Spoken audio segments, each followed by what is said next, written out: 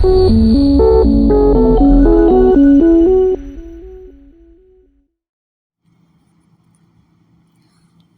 డివిజన్లోని సరస్వతి నగర్ తదితర ప్రాంతాల్లోని మాజీ పొంగూరు నారాయణ కుమార్తె శరణి ఎన్నికల ప్రచారం నిర్వహించారు. పెద్ద ఎత్తున ఆమెకు స్థానికులు, టీడీపీ కార్యకర్తలు, నాయకులు ఘన స్వాగతం పలికారు. ఈ సందర్భంగా శరణి మీడియాతో మాట్లాడుతూ జగన్ ప్రభుత్వంలో ప్రజలు తీవ్ర ఇబ్బందులు ఎదుర్కొంటున్నారన్నారు. తాను వెళ్లిన ప్రతి ఇంట్లో ప్రజలు, మహిళలు తమ కష్టాలు చెబుతున్నారని, ఒక మహిళ కరోనా సమయంలో తన భర్త చనిపోతే కనీసం బీమా సౌకర్యం అందకపోవడం దారుణమన్నారు. వైసీపీ ప్రభుత్వం జగనన్న బీమా పేరుతో ఒక్కరికి కూడా ఎలాంటి బీమా అందించలేదన్నారు. రానున్న తెలుగుదేశం ప్రభుత్వం చంద్రన్న బీమా పథకం కింద సహజ మరణానికి 5 లక్షలు, ప్రమాదంలో మరణిస్తే 10 లక్షలు అందిస్తానన్నారు. మహిళల ఆర్థిక అభివృద్ధి కోసం స్కిల్ డెవలప్మెంట్ సెంటర్లను కూడా ఏర్పాటు చేసి చేయూతనందిస్తామన్నారు. తన తండ్రి నారాయణ మంత్రిగా ఉన్న సమయంలో నెల్లూరు నగరాన్ని ఎంతగానో అభివృద్ధి చేశారన్నారు. నెల్లూరు నగరంలోని 2014 నుంచి 2019 మధ్య కాలంలో నారాయణ అండర్ గ్రౌండ్ డ్రైనేజీ, రక్షిత మంచినీటి పథకాన్ని 90% పూర్తి చేశారని, మిగిలిన 10% పనులను వైసీపీ ప్రభుత్వం పూర్తి చేయకుండా నిలిపివేశారన్నారు. నెల్లూరు స్వర్ణాల చెరువును హైదరాబాద్ ట్యాంకు బండ తరహాలో అభివృద్ధి చేసిన ఘనత నారాయణదేనన్నారు. నాన్నగారి హయాంలోని ముస్లిం మహిళల కోసం ప్రత్యేకంగా నిర్మించిన గోషా హాస్పిటల్ తిరిగి పునరుద్ధరిస్తామన్నారు. జగన్ ప్రభుత్వం గడిచిన 5 ఏళ్లలో ఒక్క అభివృద్ధి పని కూడా పూర్తి చేయకుండా వదిలేశారన్నారు.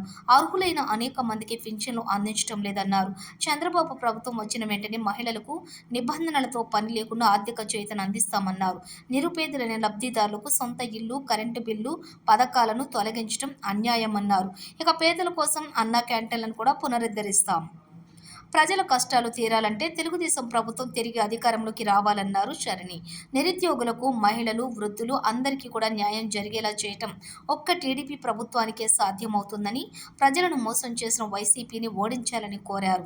తెలుగుదేశం పార్టీ అధికారం చేపట్టిన వెంటనే ప్రజల సమస్యలను పరిష్కరిస్తామన్నారు.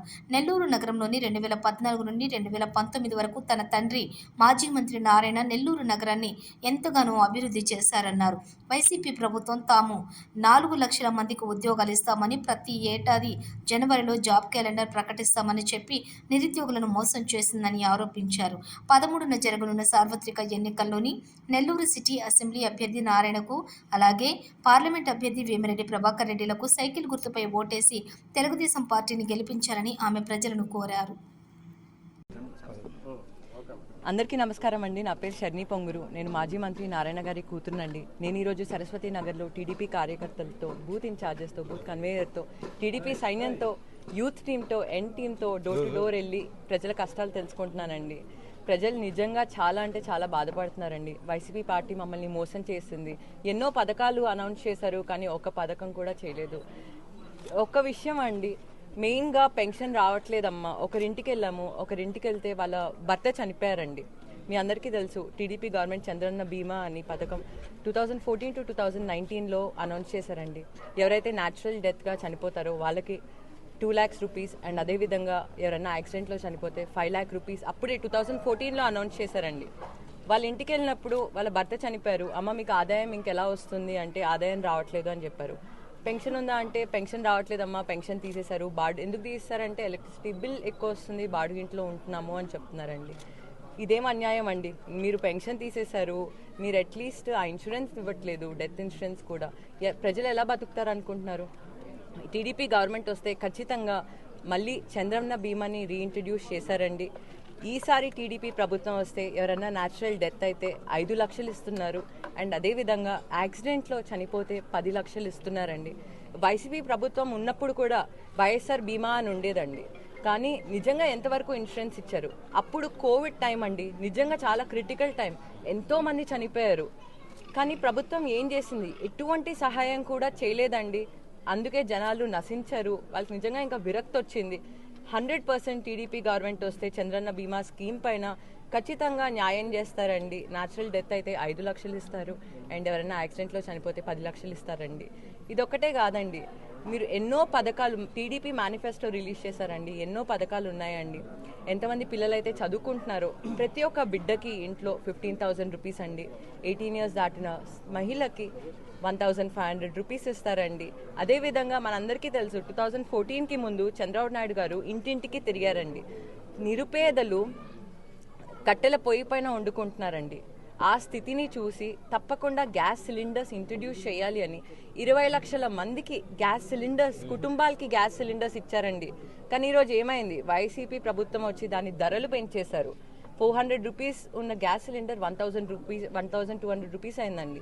అసలు కొనలేని స్థితిలో ఉన్నారు. అండ్ ఖచ్చితంగా టీడీపీ ప్రభుత్వం వస్తే ఉచితంగా గ్యాస్ సిలిండర్స్ కూడా 3 గ్యాస్ సిలిండర్స్ ఇస్తారండి. ఇదొక్కటే కాదు, ప్రతి ఒక్క ఇంటికి వెళ్తూ ఉంటే అన్ఎంప్లాయ్మెంట్, డిగ్రీ పూర్తయిన ప్రతి ఒక్కరిని అడుగుతుంటే మీరు ఏం చేస్తున్నారమ్మా అంటే మేము ఇంకెక్కడో ఉద్యోగం చేస్తున్నాం. అదేంటి నెల్లూరులో జాబ్స్ రాలేదా అంటే జాబ్ క్యాలెండర్ రిలీజ్ చేయలేదు వైసీపీ వాళ్ళు. మేము వాళ్ళనే నమ్ముకున్నాము, మాకు ఇంకా ఆదాయం సరిపోవట్లేదు, వేరే దగ్గర ఇతర దేశాల్లో ఇతర రాష్ట్రాల్లో మేము మా కుటుంబాలని వదిలేసి పనిచేస్తామమ్మా, కానీ నిజంగా మాకు ఆదాయం సరిపోవట్లేదు, మమ్మల్ని ఏం చేయమంటారు అంటున్నారు. అది నిజంగా ఒక కష్టమైన పొజిషన్ అండి. మన కుటుంబాన్ని, సొంత కుటుంబాన్ని వదిలేసి ఇతర రాష్ట్రాల్లో ఇతర దేశాల్లో తిరగాలంటే ఎంతవరకు న్యాయం చెప్పండి. టీడీపీ గవర్నమెంట్ వస్తే ఖచ్చితంగా 20 లక్షల మందికి జాబ్స్ ఇస్తారండి.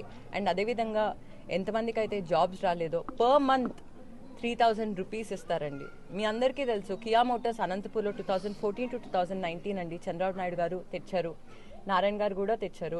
దేశ విదేశాలకు వెళ్ళి తిరిగి అక్కడున్న మనుషులతో మాట్లాడి అక్కడున్న ఫ్యాక్టరీస్ని అబ్జర్వ్ చేసి కియా మోటార్స్ అనంతపూర్కి రావడం వల్ల 10,000 మందికి అండి జాబ్ ఎంప్లాయ్మెంట్ ఆపర్చునిటీస్ దొరికాయి. ఇప్పుడు మీరు ఒక్కసారి టీడీపీ గవర్నమెంట్కి ఛాన్స్ ఇచ్చి చూడండి, ఖచ్చితంగా 20 lakh జాబ్ ఆపర్చునిటీస్ వస్తాయండి. అదొక్కటే కాదు, ఎంతమందికి అయితే జాబ్ రాదో అంతవరకు 3,000 రూపీస్ మంత్లీ ఇస్తారు. మీరు మనందరికీ తెలుసు అన్నా క్యాంటీన్స్ అండి. 5 రూపాయలకి మంచి భోజనం వచ్చేది, నిరుపేదలు మంచి భోజనం తినేవాళ్ళు. కానీ ఈరోజు అన్నా క్యాంటీన్స్ ఏమైపోయింది? మీరు పార్క్స్ తీసుకోండి, ఓపెన్ జిమ్స్ డెవలప్ చేశారు. ఈరోజు ఆ ఓపెన్ జిమ్స్ పరిస్థితి ఏంటి? అసలు దర్గా అండి, దర్గా ఎంత పవిత్రమైన చోటు. 2014కి ముందు ఎవరు పట్టించుకోలేదు. టీడీపీ గవర్నమెంట్ వచ్చి దాన్ని ఎంతో శుభ్రంగా చేశారు, మైక్రో లెవెల్ మానిటరింగ్ చేశారు. 2014లో 4 లక్షల మంది వస్తే 2019కి వచ్చేసరికి 20 లక్షల మంది వచ్చారండి, కేవలం రొట్టెల పండుగ కోసం. దాని పక్కనే స్వర్ణాల చెరువు ఉందండి, దాన్ని ఒక టెంపుల్ సర్కిల్ టూరిస్ట్ స్పాట్ లాగా చేద్దాం అనుకున్నారు. నెక్లెస్ రోడ్ వేశారు. కానీ ఈరోజు ఆ నెక్లెస్ రోడ్ పొజిషన్ ఏంటండి? ముస్లిమ్స్కి, ఎక్స్క్లూజివ్ లేడీస్కి ఒక జూనియర్ కాలేజ్ ఓపెన్ చేయాలి అని జూనియర్ కాలేజ్ ఓపెన్ చేశారు. ఈరోజు ఆ జూనియర్ కాలేజ్ రన్ అవుతుంది.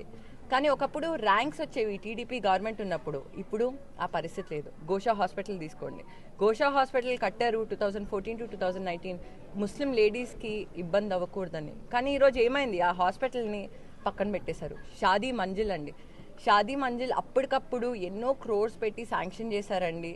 కానీ ఈరోజు ధరలు పెంచేశారు, నిరుపేదలు ఫంక్షన్ చేసుకోలేకపోతున్నారండి. టీడీపీ గవర్నమెంట్ వస్తే ఖచ్చితంగా ఏవైతే ఎక్స్పెన్సెస్ ఉంటాయో అవి చైర్స్ అన్నా అవ్వచ్చు, లైటింగ్ అన్నా అవ్వచ్చు, 100% డొనేషన్గా ఇస్తా అన్నారండి నాన్నగారు. ఖచ్చితంగా ఇస్తారు. టీడీపీ ప్రభుత్వానికి ఓటేయండి. నిజంగా మీకు నెల్లూరు ఒక స్మార్ట్ సిటీగా అభివృద్ధి అవ్వాలంటే ఎండ్ టు ఎండ్ రోడ్స్ తీసుకోండి, చాలా బాగా చేశారు.